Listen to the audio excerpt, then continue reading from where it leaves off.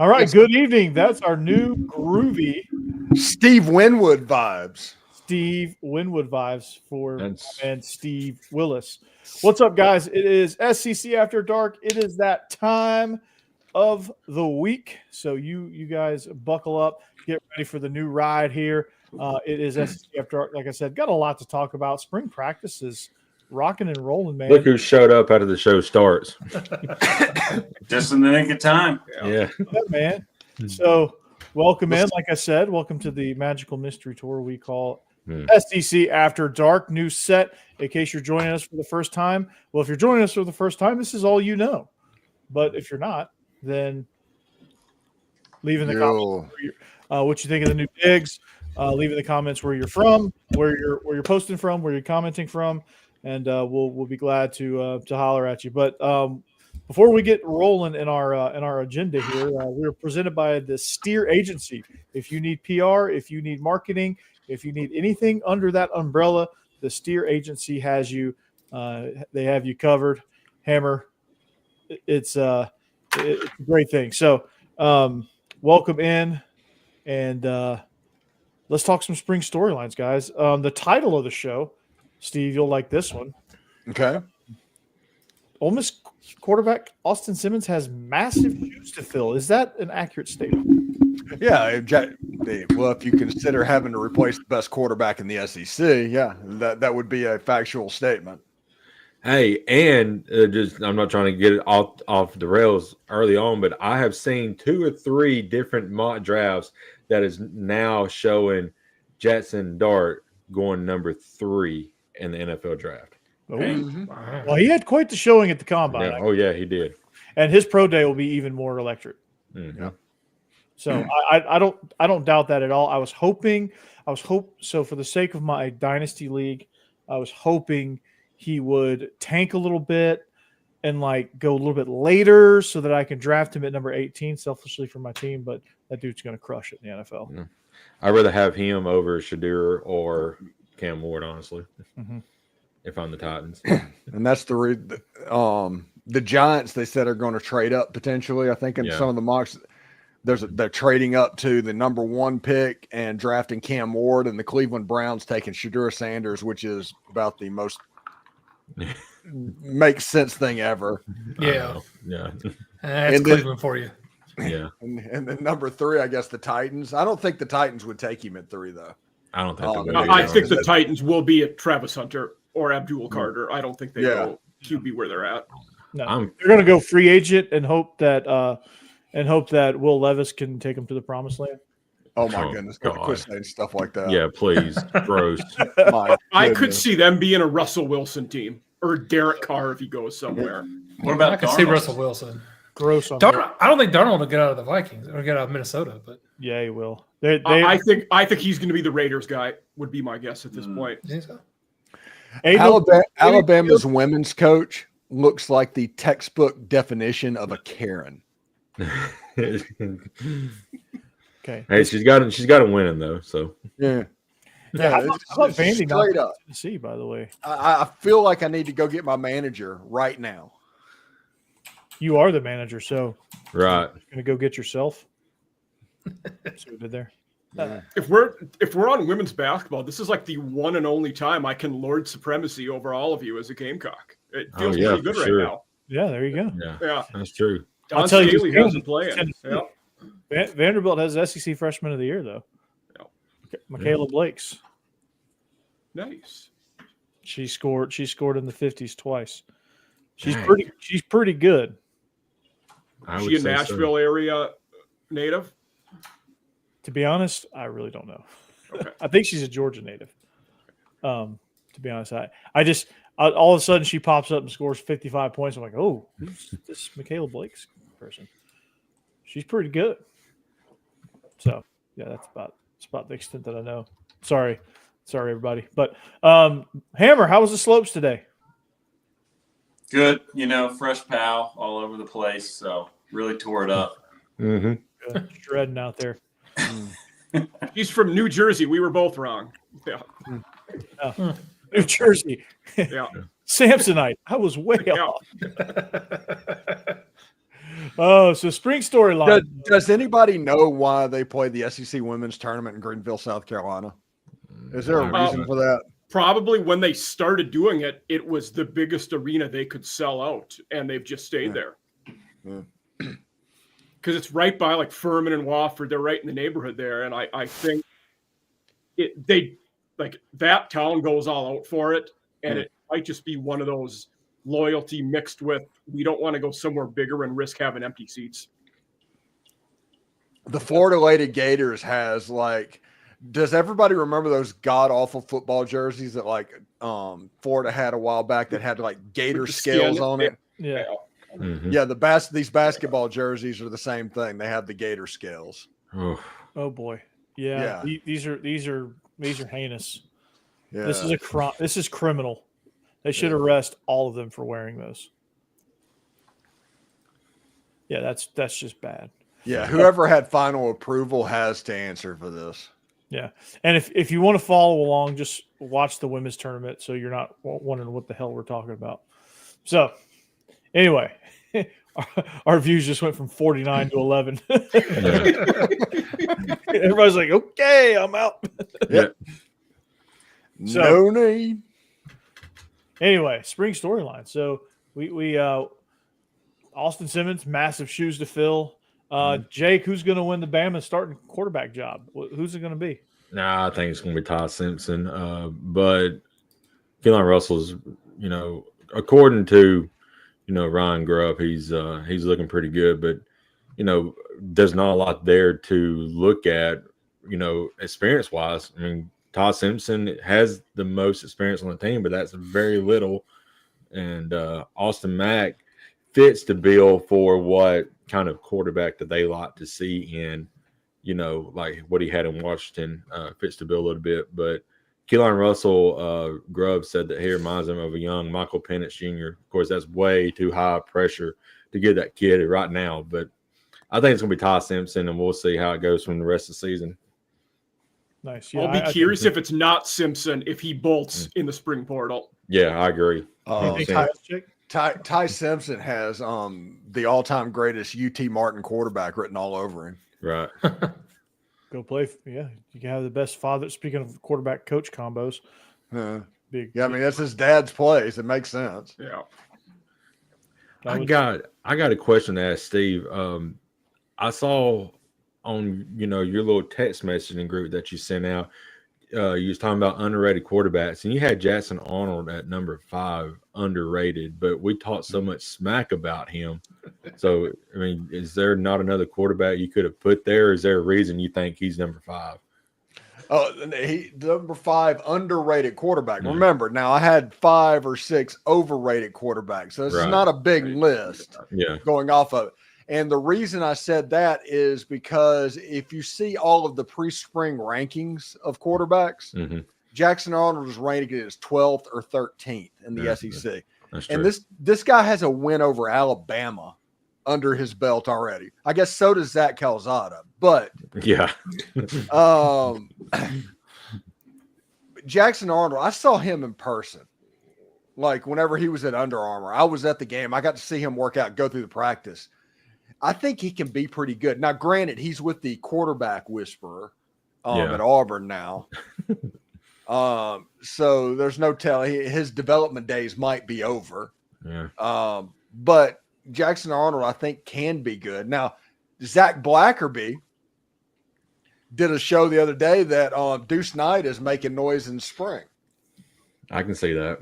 Yeah. He's a weapon, dude. Like he's dual threat guy, big live arm, can run. Like so, but I Jackson Arnold at 5 is only there because he's just underrated compared to those 5 quarterbacks. I think I put, let's see, Austin Simmons was on that list. I commented Nico out of those guys would have been my choice, but Nico on the list, he was like 6th, so I couldn't really call him underrated. No. I was curious, where was Talon Green on that list? Because I might have him as underrated, depending on where he was on the list. He was 8th. I would say Talon Green is the most underrated then. Let's see if I can find real quick. Yeah, I'm a big fan of Taylor Green. I just don't know what he has around him. Yeah, that's the problem. They all transferred. Yeah, they're all at Oklahoma, or no, where'd they all go? They all went to Ole Miss, actually, right? Yeah, one of them. Yeah. So that's not ideal. And one flew to Missouri, didn't they?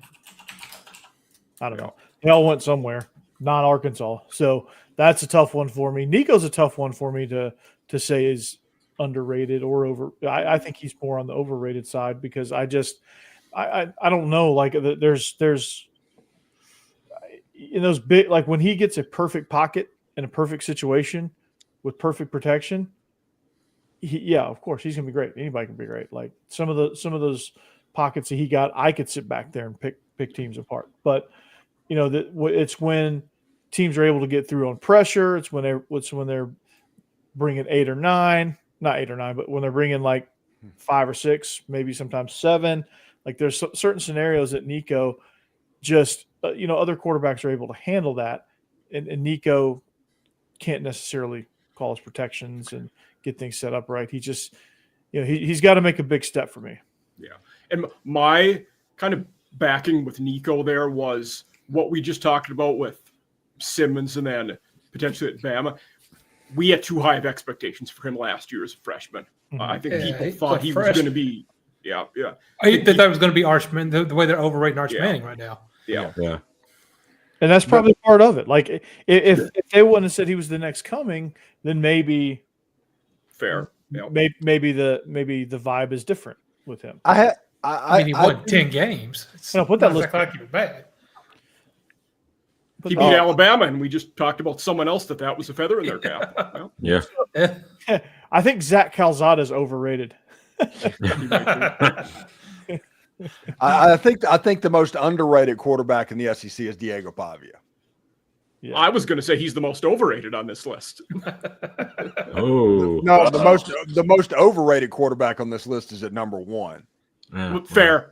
Yeah, that's fair. Marcel Reed at 9. Like, are we? Yeah, I mean, I don't think Sellers will be 3. You have to be able to pass the ball. He's above Simmons.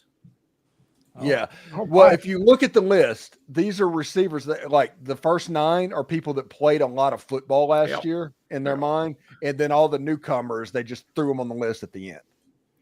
Except for the exception of Jackson Arnold. Like, I would take Austin Simmons 10 times out of 10 over Marcel Reed. Sorry, Hammer, but I think I would put Nico probably where Reed is. Or where Simmons is. I would bump up Mateer. I would bump up Pavia. I'd bump down Lenoris to about 5. Lagway's about fine where he is. Nussmeier's, I guess, fine where he is. Arch, I don't think he's number 1, but it's not a overwhelming star power quarterback group anyway. So, like, for me, almost kind of by default, Nussmeier probably would be 1 if I was making it. Yeah, Sellers is if he can use his legs and he gets everything going, his ceiling is number 1. Yeah, number 1 on the list. But the problem with it is, I saw Lenore Sellers play against Ole Miss, and I saw him against Illinois. And you take away his legs, he's not a good quarterback throwing the football. He struggled. Yeah, Mike, maybe you should know this or would have better knowledge than me. But just speaking of South Carolina and Sellers, like who's going to replace Rocket Sanders? Because I think just with Sellers running ability, like that zone read is big, so he needs somebody that can help carry the rock. Yeah, they got Rasul Faison, who is at Utah State, that transferred there. He was one who also got the Pavia rule, where his JUCO year then they ruled didn't count. So which, by the way, Rocket Sanders ran like a 4.41. Yeah. Rocket Sanders ran like a 4.41. I just said, so he's a grown man. He's like 23. Yep, basically. Yeah. I believe it is his 6th year of college football, and wow, he was JUCO. Or no, he was at an SEC school. I forget which one. I think, but then what? I was trying to think of his. I was thinking out loud. He was somewhere JUCO, Utah State, and then it's I guess Corey's. Yeah, Corey's camera. But he was Utah State Western, had a had a heck of a season. Well, that's big because I think, just kind of what Steve was saying, like Sellers, at least what we saw this past year, like he's got a really, really high ceiling, but I do think having a running game and hopefully Nick Harbor develops, I don't know if Sellers is ready to like totally elevate the entire offense. So if he's got guys around him, I think he could be great. If he's kind of the guy that's got to account for, 70% of the offense, then it could be trouble. Yeah. And their O-line has been so bad the last few years. Yeah. That's what's killed them. They have not been able to protect the pass. Like last year, if you nationwide, they were among the top 5 in the country at rushing the passer and bottom 5 at protecting the passer. If we look at this list at the end of the year, one guy would probably make the biggest improvement and probably be number 1 on this list, perhaps, if he makes that next step, is DJ Lagway. Yeah, I think Lagway or Mateer could end up being number 1. For sure. I'm a big fan of Mateer. He's got some qualities about him that I think he'll elevate whatever they decide to throw out there at Oklahoma.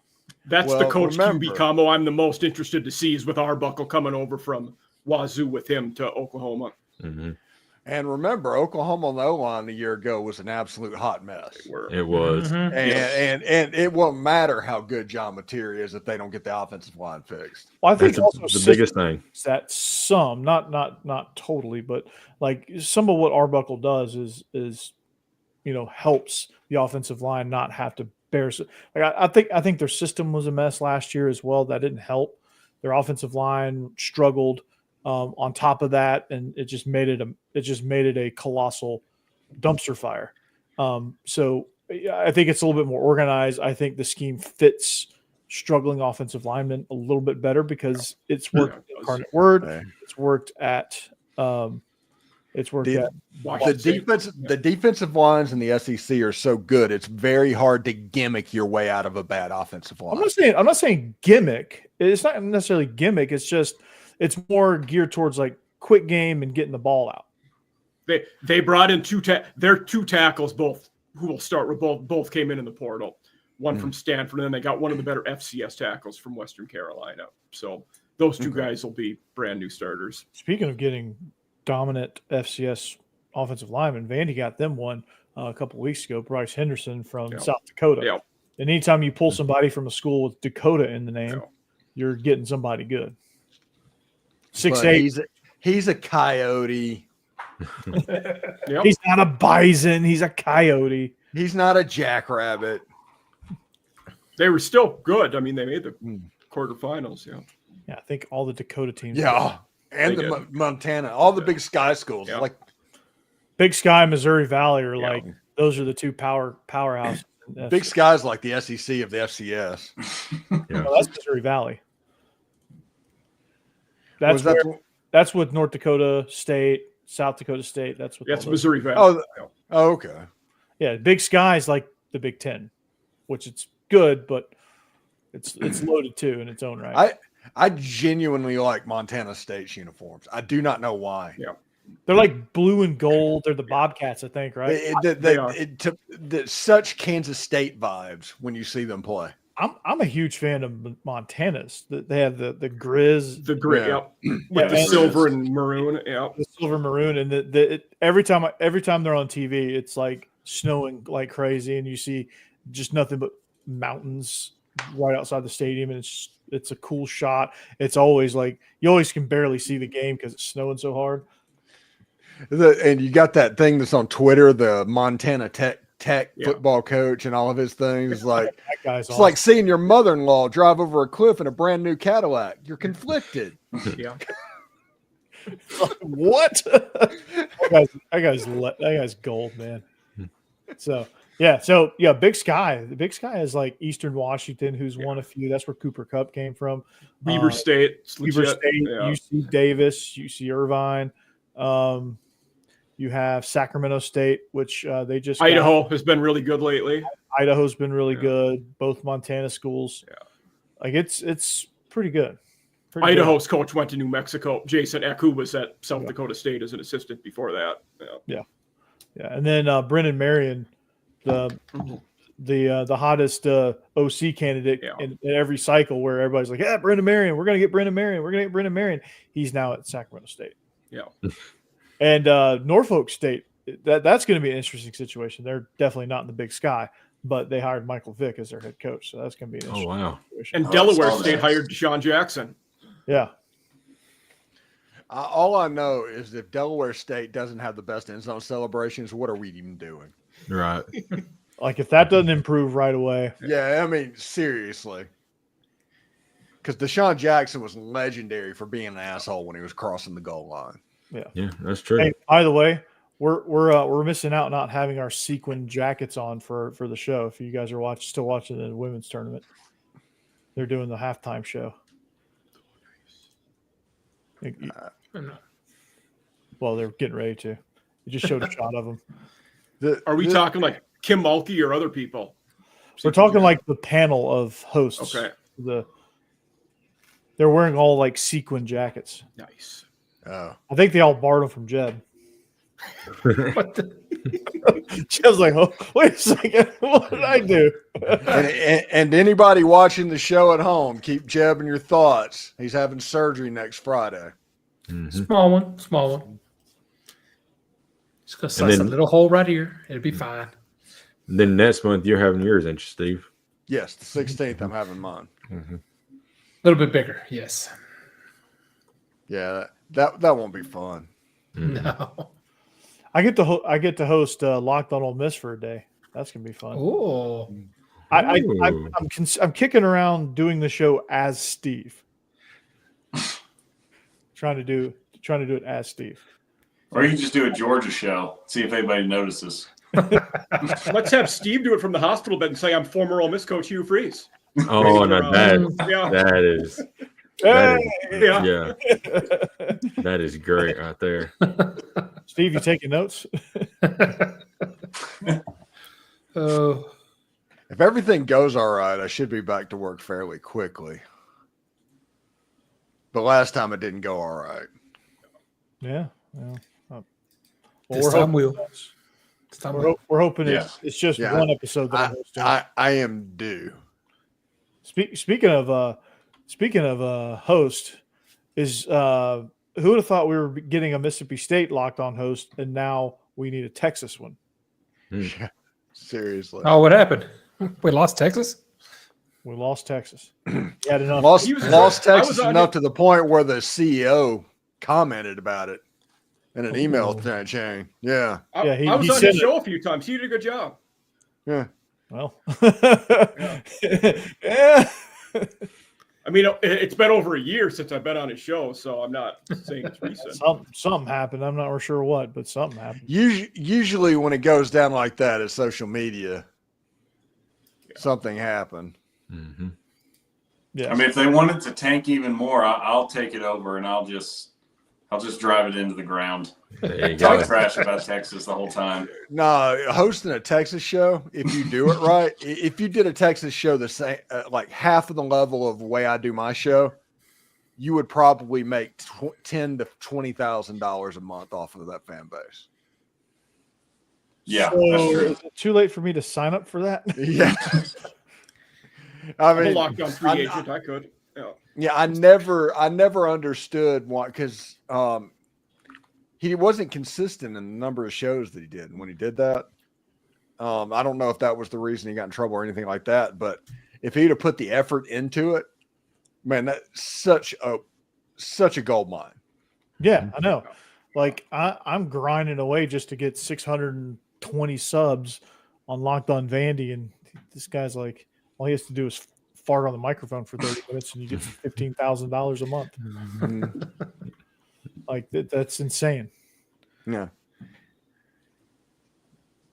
So anyway, yeah. So that's interesting. And apparently Vandy's O-line coach is a listener. Oh my God. Or his wife is a listener, because I think the one time I talked about him, I heard a rumor about him possibly retiring after the season. He did not like that. He's like, I'm not riding off into the sunset. What the hell? Yeah, he didn't like that. Not good. But I'm stoked that he's listening. So sweet. Yeah, we're going through like a titling evolution at Locked On. Yeah, I'm practicing. Can you tell? It's it's designed to be explosive. Yeah, I didn't see the title. What did you call it? Oh, look up analysis. It's formatted right, but okay, give it to me. Oh, I ran away. Yeah. David and Zach, they'd say they would want analysis. Ole Miss Austin Simmons will struggle to match what Jackson Dart did. Austin Simmons is better than Jackson. It's not just massive shoes. That's just a declarative statement. They want something that's a legitimate take that is going to make people on one side or the other have an opinion about it. Oh, okay. Austin Simmons is a better NFL quarterback prospect than Jackson Dart. Austin Simmons will do what Jackson Dart couldn't do. Okay, how about this title? Let's play producer here. This is great. Reaction. A Hall of Fame coach is raving about Vanderbilt's new all-in approach.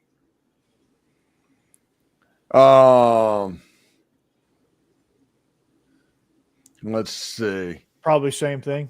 I like reaction. Clark Lee. It's not Clark Lee. It's not Clark Lee that's raving about it. It's John Calipari was raving about. Clark Lee is being praised by a Hall of Famer. It's not Clark Lee. It's Mark Bynum.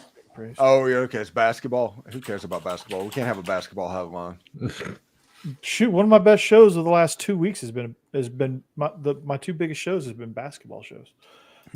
Basketball headliners, at least. No, so what I did was I said all in to incorporate that it's not just basketball. My take was like, hey, John Calipari said this about basketball, but it's not just basketball, and I pretty much turned it into a football take. And that's kind of how I spun it. Okay. I asked Zach for feedback. He never got back to me. I guess he either liked it or he just didn't get back to me. If that was that today? It was yesterday. Well, last night. This time last night.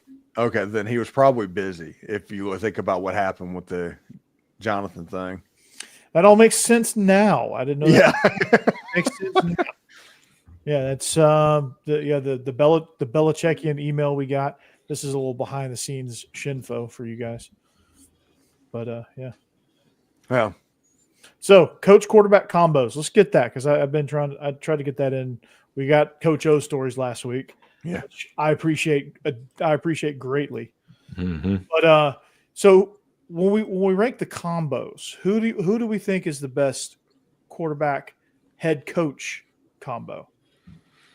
Good question. Is it so? I'll pose some of them, and I'll let you guys shoot them down or pump them up. All right, Stoops and Calzada. No, for real. See, the true answer to this is Diego Pavia and Jerry Kill. Right. Yeah. I was going to say Nussmeier and Kelly, but yeah. I was going to say I was going to bring up Sark. Well, Sark is a really good quarterback. Yeah. Taylor Green and Petrino need to be on the list as well. Absolutely. Hi. Yeah. And anybody with Austin's or anybody with Lane Kiffin. That's a free space. What about Colin Klein and Marcel Reed? Like, what are we thinking with that? Like, how is he going to develop? No, I think they'll be fine eventually, but no. I wouldn't put him too high right now. I mean, I think I'll be interested to see because, going into last season, there were definitely rumblings, especially in fall camp, that, Klein in particular liked Reed better because of his legs. But Wigman, I think, was named the starter basically as soon as Elko got there early on in spring. So it seemed like that was set in stone, probably from Elko, above Klein. And then, so they just didn't really get a chance, obviously, with him coming in with injury and then going back to Wigman and then back to Reed. So, I mean, I think they could be good. I think Klein's a good OC, but I have a lot of questions still about Reed specifically. So I don't know that I would put him too high at the moment. Okay. Well, Jim Beam says Hate Tati. Alex dropped a dial-up noise. Hey, Hammer, you on AOL? The Ski Lodge does not get very good reception. I've got fiber optic, man. I should be good, but who knows? Chauncey Gamecock brought in Mike Shula. We got him with Lenoris now. Oh my goodness! So Mike, give me your real. I guess Jake was. I guess something with the baby. So Mike Shula, I'm not sold on that move. I'm lukewarm on it, to be honest. He had been a position coach assistant in the NFL for ever since Bama. Last year was the first year he was not in the NFL, and was a off the field assistant with the Gamecocks. It surprised me. I will say Beamer has done quite well hiring assistants to the point where many of them have gotten better jobs and taken them. So I think he has a plan and a vision, and knows the guys that he wants with him and that are going to fit. But I also, as a play caller, we don't know a lot about him recently because he hasn't been a play caller in a long time. And he's not coached a QB who has the skill set of Sellers like we talked about before when you take away his legs. So that's where I'm at. Yeah, that's optimistic, but with concern. Yeah, that's concerning for me. Who was his quarterback? Was his quarterback was that Andrew Zal, or was he after that and was like Brody Croyle? I know he had Brody Croyle. Yeah, I remember the Croyle days. That poor Auburn game for him in 2005, Jake, where he just got John Parker Wilson was one of his QBs too. Yeah. Okay. There was one where Brody Croyle went to they played at Jordan-Hare, and I think he must have gotten sacked 27 times. I mean, I felt like he was on the ground more than he was standing up. I think he gave the offensive linemen beans and carrots something that night instead of a steak dinner, the night before, because they just played awful that game. What if they asked for beans and carrots? Yeah. Well, then maybe their stomach was hurting. They couldn't block because they were terrible in that game. That's probably why, because they're on the bunny diet, the bunny boy diet. That was back when Tuberville was down there in Auburn before he was a member of Congress. Yeah. Oh, Tuberville. Now that guy's making laws for our country now. Good Lord. I'll never forget the story about him just walking out in the middle of a recruiting dinner and taking the Texas Tech job. Yep. Yeah. No, that was taking the Cincinnati job. He was taking a recruit out while he was at Texas Tech. That's right. Yeah. He was the one that famously said the Bill King thing is like, hey, you got to come out here and love it and see me. We're a long way out here. I mean, he literally came across miserable. So he left Ole Miss in the cover night, went to Auburn, then he went to Texas Tech, and then left the recruiting dinner and went to Cincinnati. Yeah. Was that the Pine Box? Was that one? Yeah. That was the Ole Miss one. At Auburn, Yeah. Tony Franklin just got him fired. Yeah. The Tony Franklin experience. Oh, God. This is how pathetic this is. The Tony Franklin system, all these high school coaches just eat that stuff up, man. And I just laugh hysterically because I'm like, guys, this is offense in a box. This shit never works. Mm-hmm. And Tony Franklin is, as of this offseason, back in Division I football as an O coordinator, Louisiana Tech. Wow. Tony Franklin system, baby. He wrote a book. Hey, I'm going to write a book so I can get a college offensive coordinator job. That's going to be my ticket. So, you guys are going to read it. We're gonna do a book club. Oh After my dark God. book club. Well, I'll do a book review video. It's gonna be a coloring book, guys. It's gonna be good. As long as You they can learn ain't to got- do I'll do a puppets. watch along of me reading it. yeah. Or I'll read it out loud. Yeah. Trying not to nod off. Yeah. As long as it ain't about like that, Jimbo Fisher type book. So I'm not reading that. No, it's not gonna be like this. The pages are gonna be scattered everywhere. It's not, Yeah. it's not if it's Jimbo Fisher, it's gonna be that many pages, but not bound together. Yeah, it'd be like you get to page 1, and then there's like page 23, and it'll skip to 100, come back to 4. Yeah. And it's just like like if you don't carry the book properly, everything just falls out. Yeah. Ole Miss would have landed Reed. I don't think he would have been a good fit, Chauncey, with Lane Kiffin. Steve, help me out here. I think he would have been fine. Oh, Chauncey. Chauncey taking a shot at Jeb. It's all right. It's all right. Chauncey says, Google those results, Jeb. I know how it feels when you're the lesser team and you get up and get a win. It's exciting. Enjoy it. I've never seen in a couple of years a player dominate Tennessee the way that Jamin Brakefield did in that ball game. I don't know. I'm in Eastern time zone. That game was after 9 o'clock. I didn't watch it. Yeah, I had a reaction show after it was over, but at one point in the second half, he scored 17 out of 19 points for Ole Miss. Wow.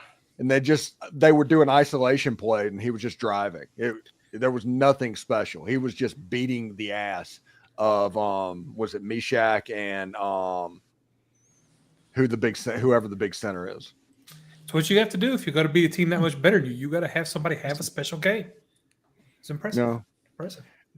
If y'all would have been that much better, it wouldn't have mattered because Ole Miss didn't shoot particularly well.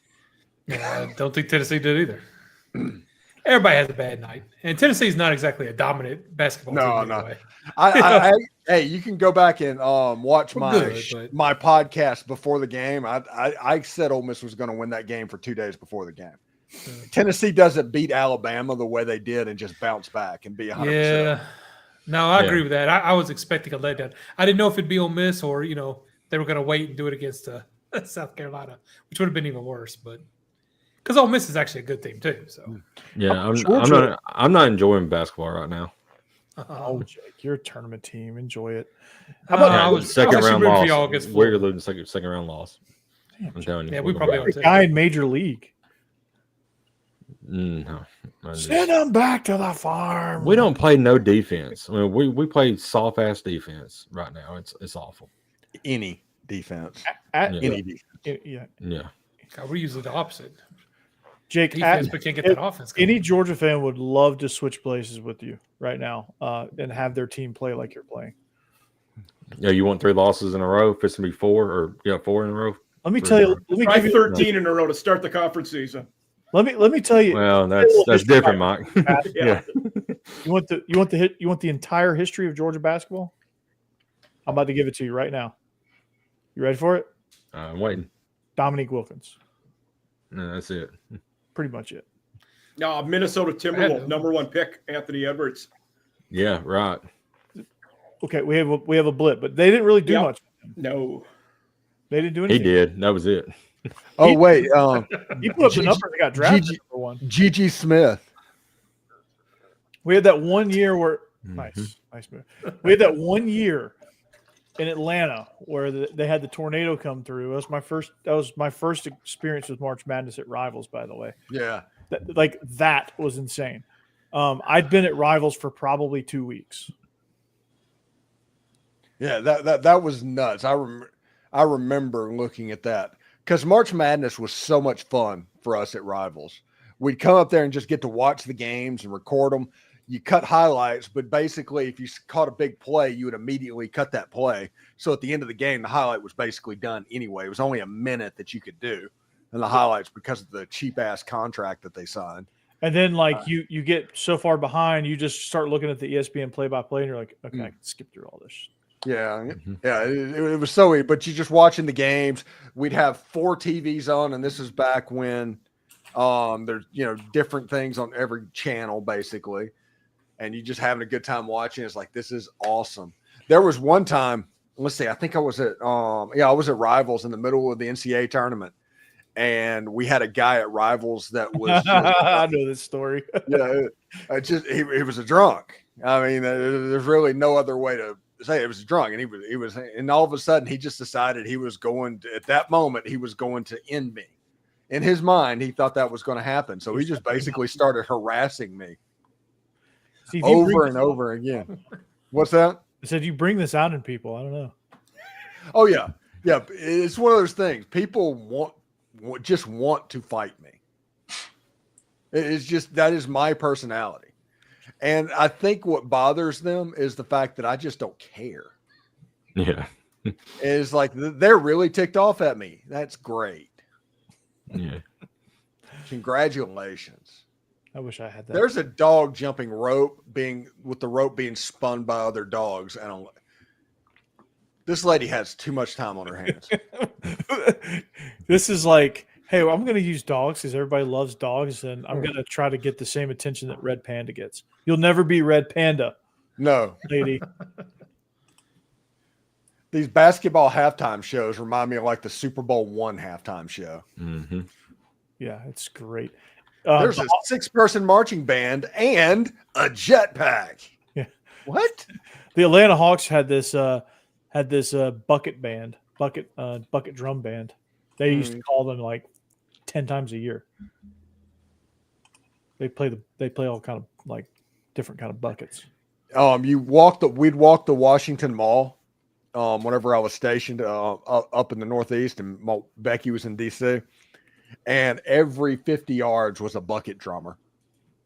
I think the Atlanta Hawks went around the Washington Mall and said, "Hey, you, and you're coming to perform halftime. Let's go." And they did a expose one night, like a panhandler, somebody that was panhandling, that decided to follow him with a hidden camera. Mm-hmm. And he went to, after the day was over, he quit panhandling, started walking, ended up in a parking garage, got into his 600 series BMW and left. Solid career choice right there. Oh, it's the women's version of the Egg Bowl in the tournament. How did that one go, Steve? It went as it should have. So Mississippi State dominated, right? No.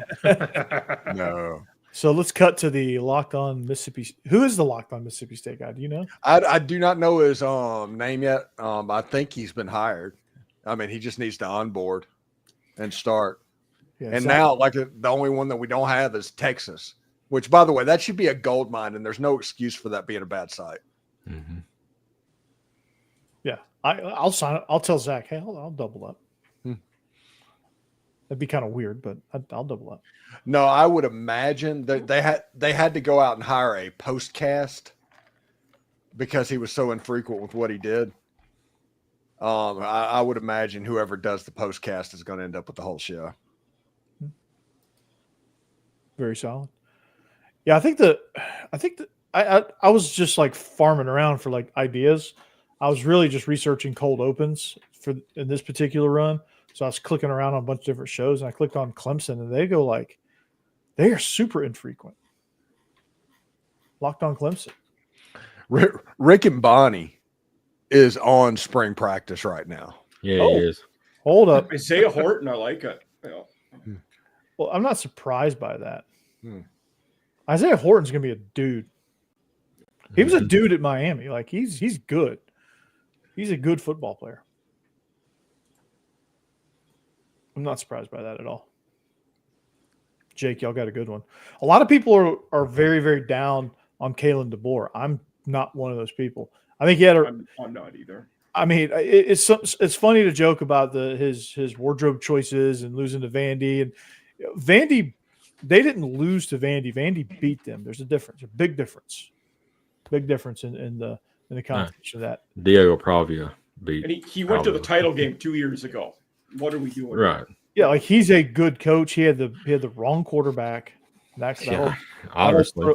But okay, let's take a step back for a second. At that point, he was in the Pac-12, which was undoubtedly a weak conference as the season went on. That year, they were probably the second best conference in the country, though. but they only played each other, so they can't really say that.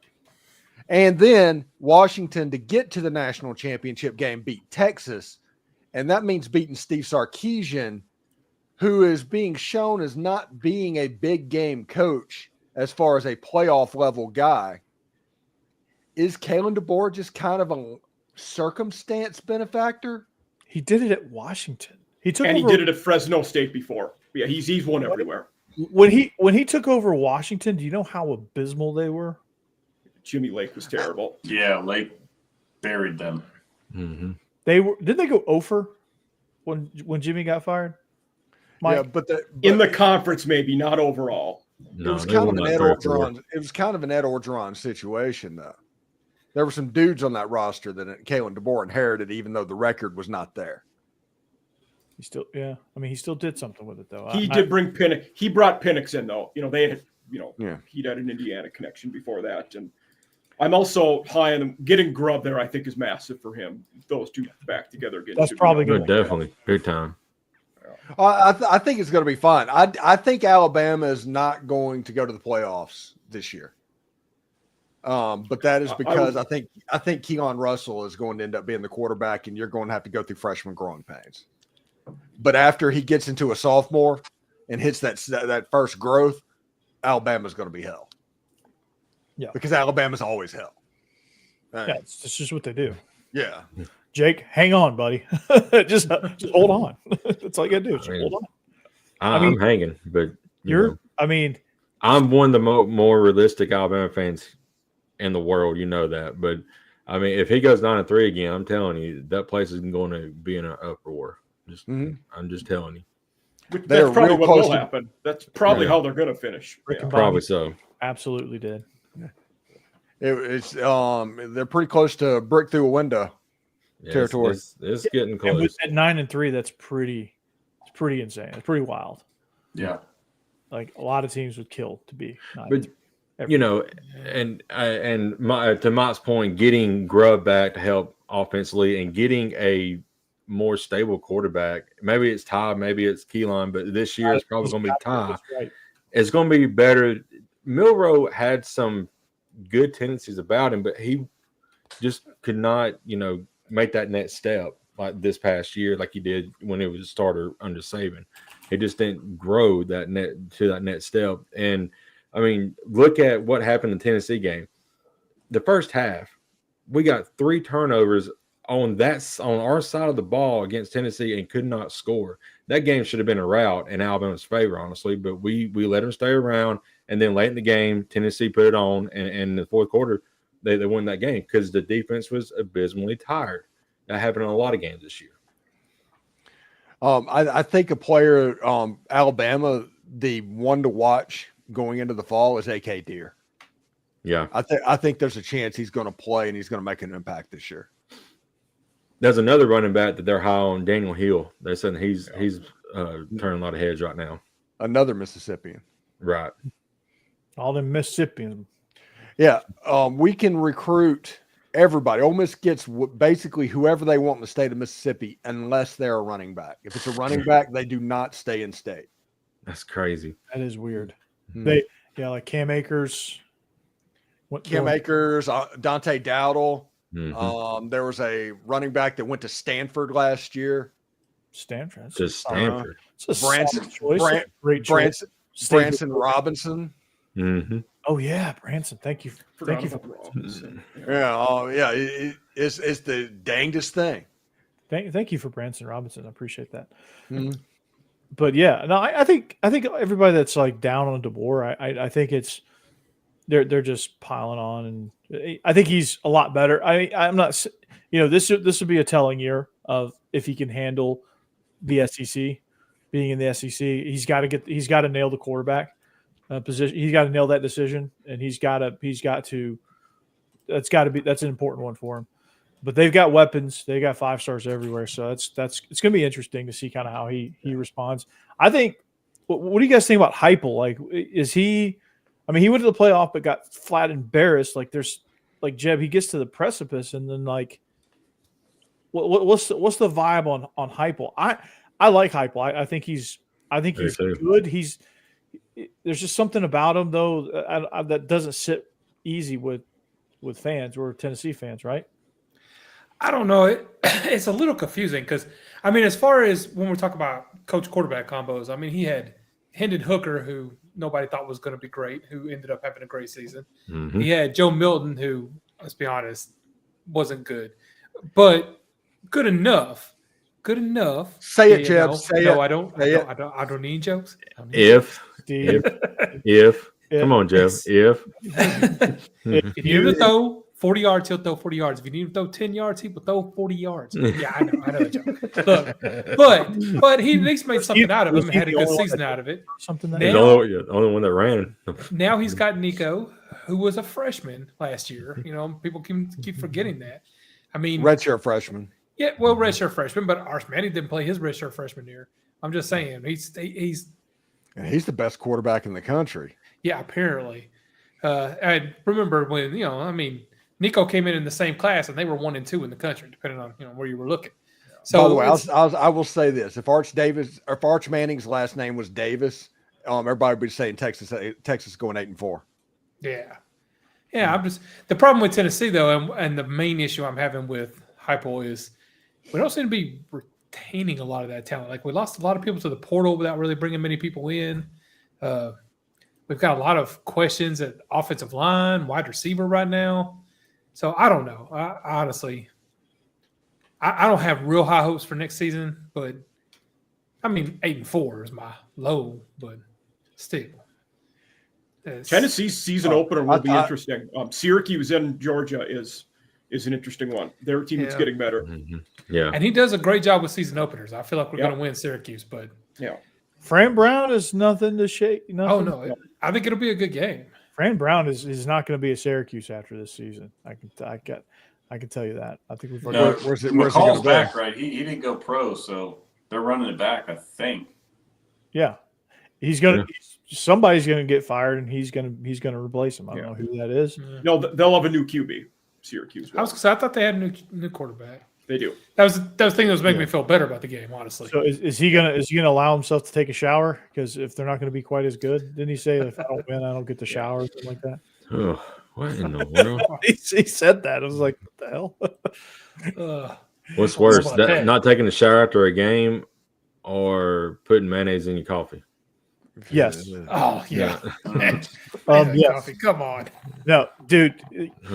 After there's no worse feeling, or should I say, no better feeling than getting in a hot shower after like a early September game where it's just like, like you're standing out there like you're wearing because. For me, it's the opposite. When I was coaching in Minnesota and it was November and it was 5 degrees out, you just want to take a hot one after. Yeah. Yes. Yeah, I got that too. Yeah. So I couldn't wait to get when I got in the office, I couldn't wait to change into my huge my oversized huge athletic shorts. Your Jordan shorts. Yeah. I could not wait to put those on and put like a nice baggy t-shirt on that was like dry fit material.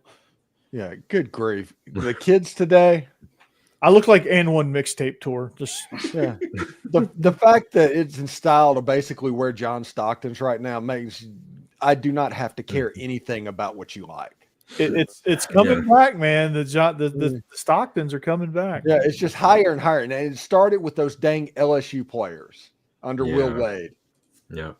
And then all of a sudden you go to any AAU tournament, man, over the last 5 years, 10, over the last 5 years, that's all you see. Somebody's like skies out, thighs out. Yeah. But here's what they do. Like at least the basketball dudes. The basketball dudes will wear those short shorts, but they will wear tights. Good Lord, the English language is hard today. They will wear tights underneath. You're like, what do you like? What are we doing here? Or they'll wear it'll go like the tights that go down to your calves, mid calf tights underneath their short shorts. Whenever you dress like that just is telling the world that you do not have to be taken seriously. Oh no, the bet. No, Steve, I don't know how much 7-on-7 stuff you see on social media or pay attention to. I mean, I don't. None, because that's fake football. I remember Nico playing 7-on-7 in pajama pants. We saw those videos. Yeah, I completely agree with you, Steve. But like, you should just look at what they're like. It makes it even more ridiculous when you see what they're wearing. It's unreal. Like, like I think every accessory ever made, those kids wear every single one of them. It's insane. Like they wear the ski goggles on the side of the head. They wear, because if you wear ski goggles, you're winning. It means you're winning championships. That's what they say. Because I asked a kid about that one time. I was like, "What are you wearing ski goggles for?" Because like it means like you're winning championships if you're wearing ski goggles. Why does it mean that? Because when they're spraying the champagne after, like wear the goggles. Yeah. Okay. Yeah. Wow. Yeah, I didn't get that either. Yeah. Again, whenever you do stuff like that, I do not have to take you seriously. That's the culture right now. I have a kid in my class. Listen to this. This is ridiculous too. I have a kid in my class. He's playing 7-on-7, but he plays for a team in Texas. So he's traveling every weekend to Texas to play 7-on-7. He's like, it's only a 14-hour drive. It's okay. Well, to be fair, he goes to high school at Hillwood. James Lawson now, but yes. It's like, let's get as far away from that as we can go. But like, there's like 10 teams in Nashville. I could wear some ski goggles next week on the pod. Yeah. Do it. You just gonna ski a little bit extra longer and just come straight in? Yeah. After I win some championships. He's gonna use the ski poles for like to point. So when he's making a really good point, or he's gonna have a graph behind him. Yeah, I got a whiteboard up behind me. Yeah. When he's making a really good point, he's gonna like smack that thing against the whiteboard. Yeah. Look at this. Not so fast, my friend. Yeah. Start punching it like Will Muschamp. And he's gonna accidentally hit his camera, and it's gonna fall over, and it's gonna be hilarious. So yeah, like that's how ridiculous 7-on-7's getting. Like and the clips you see, the highlights you see aren't. They're not like exceptional plays. Like they make some catch over somebody. They do like backflips. It's all backflips. That's all they say. Oh, this kid can do a backflip. He's going to get an offer from Oregon. It's like, come on, what are we doing here? Yeah, I do not play any of this at all. I have the benefit of not having kids, which means I do not have to care about any of this. I'm in a high school, so I just kind of see it. Yeah. But like one of our starting point guard for our school basketball team, he had to miss the playoffs because he got hurt playing 7-on-7. Like, during basketball season. Like what? If I was his teammate, I would be pissed. Yeah. Are you any good at basketball? Me? Yeah. I'm talking about your school. Oh, I'm great when we play the student faculty games. The students, I didn't play this year because I wasn't at school at the day they played it. But and you're like 5'6". No, seriously, no. I'm like the Dennis Rodman. I just talk all the shit and get all the rebounds and let the other guy shoot. But they haven't scored. They haven't scored more than 4 points at a time against us. It's insane. I just talk the shit, get the rebounds, and we have like a 3-point shooter ringer on our team. He's like 43. He just sits back there and just nails threes. Nice. So I get the rebounds and kick it to him, and he just drains it. Hey, Corey, you know what? What? Oh. 2 minutes. Mm-hmm. Oh. Delta 77 Mississippi event. Late to the show, very late. Austin Simmons is elite. We know that. I want to know about his legs. Can he run? Will he be the guy like Dart, or do we knew that? He is not like Dart, but he can run. He's a 4.5 guy. And he has the ability to do it. He just doesn't have to. He throws the football. He runs to throw as instead of running to run. Dart was just an all-around guy. Dart ran. He threw to throw. He ran to he ran to throw, and he threw to run. Dart's Josh Allen, but 15 pounds lighter and 2 inches shorter. Shorter. He's like a combination of Josh Allen, Patrick Mahomes, and Lamar Jackson. It's great. No, all right, 2 minutes. So I got to talk really fast, Cassidy. All right, score 1 minute. Well, this guy had a comment, and Steve had to respond to it, so he cut into my 2 minutes. So yeah, somebody asked a legit question. I wanted to take advantage of that. That's true. Okay, I'm not mad at you. Yeah. Was a good question. Was a great question. So, SEC After Dark, we are the greatest show in all the land. We're building a brand here, and so you better jump on now while you can, because we're going to get big, and this thing is going to be huge. We're going to have a huge network of shows. You got Hammer, huge. You got Hammer and Boss Man, Biscuits and SEC. If you missed them last night, well, you missed it. You got Mike Huseman, who is we are in the works of getting him on the channel full time, but he is he's been with us the last 3 weeks on this. I think so. I'm going to try to really amp up the planning, and not next week, but the week after is our university spring break. Going to try to hopefully pilot one that week. So okay, nice. Okay, so all right. Well, that's going to be huge. That's going to be a welcome addition to our channel. Jeb Beecham eventually going to come through with all the movie review content at some point. Jake Thomas, Tide Talk Live. As of now, that could be changing. Maybe, I don't know. But for now, Tide Talk Live. Stephen Willis, the most watched show in Ole Miss podcast land. It's for a reason. He's the best Ole Miss podcaster out there. He's everywhere all the time. Got the great guests talking every perspective. So check him out. But you probably already are, so it's all good. And I'm Corey Burton, Locked On Vandy, and Believe in Georgia Dogs, which that could be changing too. So that's going to be fun. But we come together on SEC After Dark and the After Dark Network. We'll see you back here next week. I may or may not be here, so the rest of the guys will be driving the ship. Hopefully, they can keep between the mustard and the mayonnaise. And, piloting. I think they call it piloting.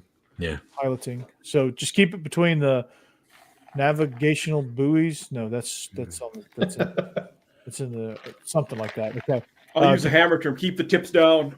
Yeah, there you go. Give me some aviation vocabulary. I was quoting the great Jimmy Buffett. Keep it between the navigational buoys. I was quoting. It's 5 o'clock somewhere.